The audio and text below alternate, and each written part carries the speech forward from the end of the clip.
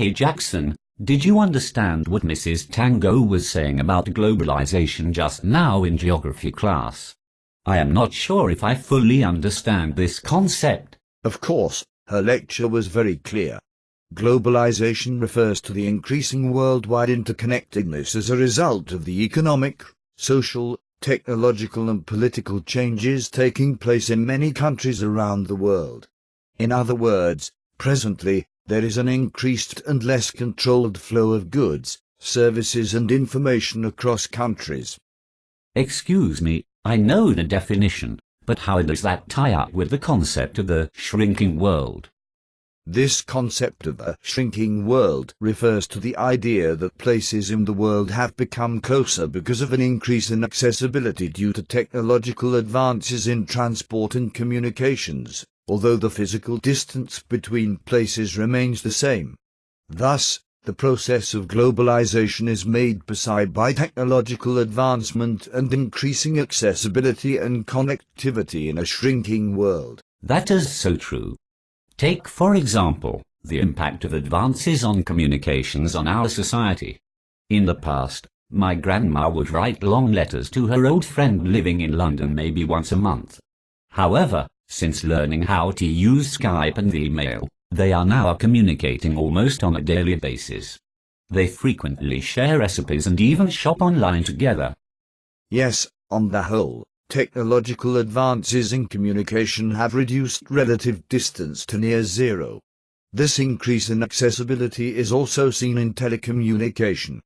People living in different parts of the world can gain access to each other's ideas and information through either one-way or two-way communications such as through the computer or television broadcasts.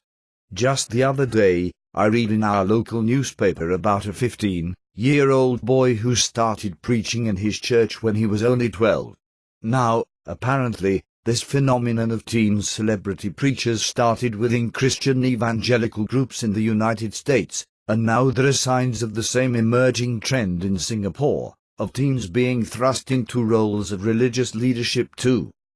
Wow, that is an interesting piece of news, but wait a minute, you mentioned earlier relative distance. What in the world is that? Oh, that. Well, to explain relative distance, I must first talk about absolute distance. Absolute distance is the distance that can be measured with a standard unit of length, such as a mile or kilometer, while relative distance is a measure of distance that includes the costs of overcoming the friction of absolute distance separating two places. Often relative distance describes the amount of social, cultural or economic connectivity between two places. That is heavy stuff. Can you elaborate with examples so that I can understand better? Okay, just for you. As you know, advancement in technology has also made great improvements in transport infrastructure which help people to overcome physical obstacles such as mountains and oceans.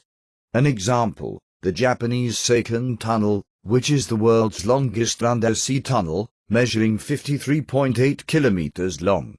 The tunnel connects the remote Hokkaido to the main island of Honshu by providing a railway link under the Tsugaru Strait which separates these two islands.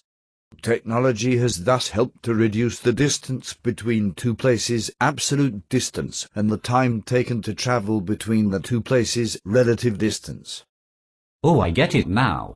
For instance, my family was originally from Malaysia and we still have many relatives living there. At present, it is such a breeze for my family to visit our relatives via the causeway or the second link by car, which joins the North-South Highway in Peninsular Malaysia. Sometimes after the visit, my family would even drive on to Thailand to do some shopping. Yes, the shrinking world does bring a lot of benefits. For me, I am just glad that my father does not have to travel so much for business, now that he can communicate with his partners through video conferencing. This helps him to save time and money as he does not need to travel and be physically present to discuss business issues.